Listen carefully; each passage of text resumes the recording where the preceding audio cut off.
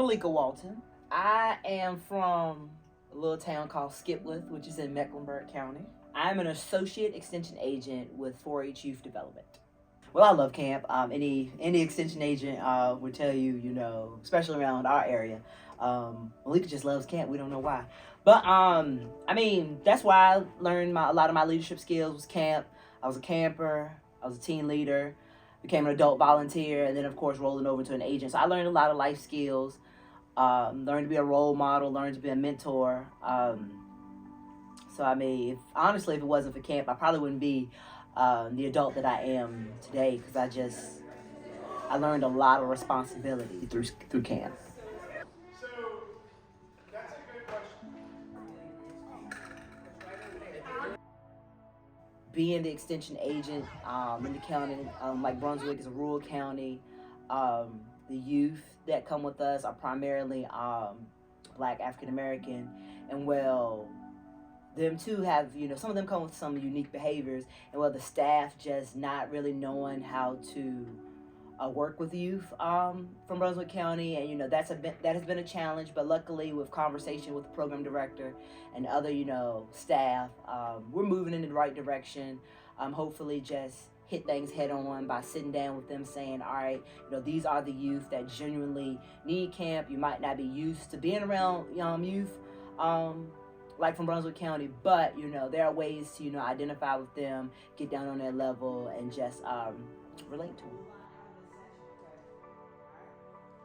So I did have a youth that the parents did not let us know in the health history form that she had, some behavioral issues and stuff like that.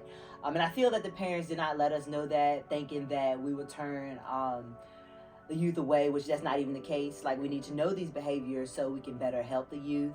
But it was just, the youth just was coming at other kids from other counties and, trying to manipulate them to do stuff for her. And it was just, the last straw. And so I had to call Dad and say, hey, she's still not listening and stuff like that. So you need to come and get her. And when I let her know that Dad was coming, she pretty much, lashed out on me, some volunteers and stuff. And so we had to pretty much lock her down in the office and get her to calm down. She threatened me, threatened my coworkers, threatened other volunteers. But thankfully, one of the volunteers that we had, had a counseling background and was able to, calm her down and keep her calm until Mom and Dad got there and stuff like that. So, that was a tough situation. I look at it as my initiation into extension. But, I learned a lot from that. Now, moving forward, definitely stressing the parents, I need to know about certain behaviors. We're not going to turn your kid away, but it'll just better, help prepare them for camp.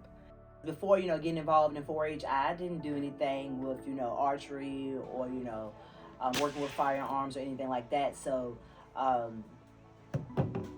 with 4-H, learning all of the shooting sports stuff was definitely out of my comfort zone.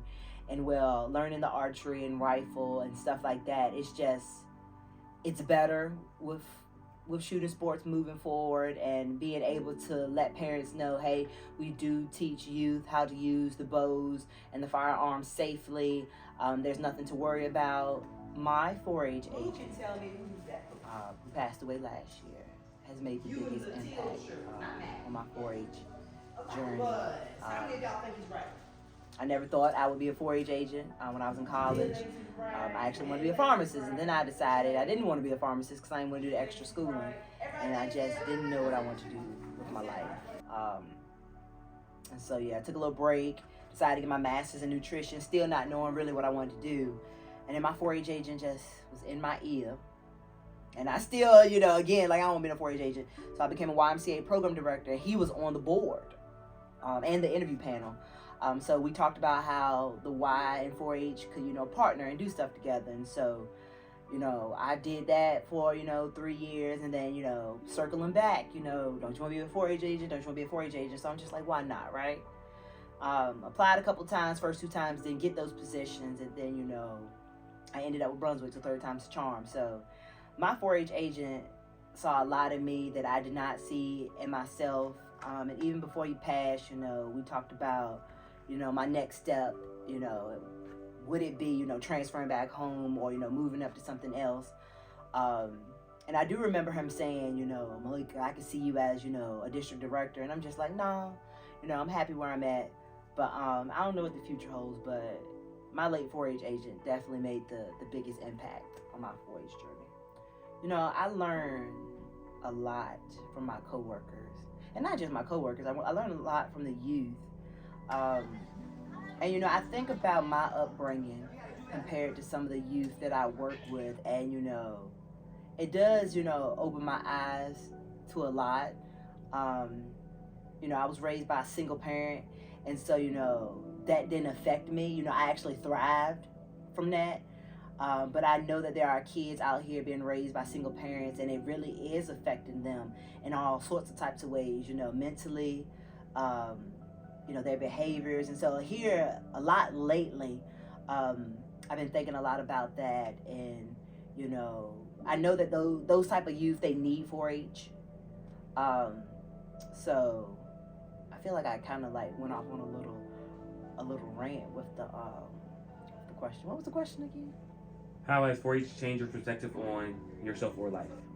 Well, yeah, it just makes me, you know, think about the youth that I work with, like what they could be going through when it comes to, you know, certain behaviors and certain, you know, issues and stuff like that, especially those ones that I have to be like, all right, you know, because of, you know, XYZ, you'll no longer be able to participate in this, that, and the third.